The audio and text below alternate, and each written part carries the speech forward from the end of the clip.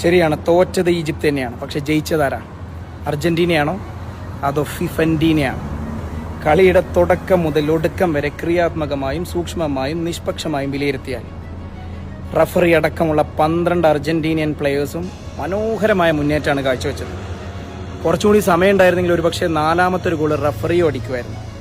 ഗ്രൗണ്ടിലെ കളിയേക്കാൾ പിന്നണിയിലെ കള്ളക്കളിയും കമ്മിറ്റിക്കളിയുമാണ് മനോഹരമായത്. എന്തായാലും ജയിച്ചതല്ല,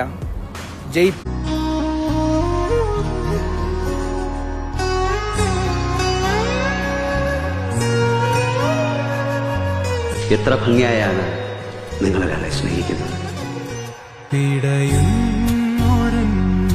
ജീവനിൽ കിനാവു തന്ന കൺമണി നീയില്ല എങ്കിലെന്നിലെ പ്രകാശ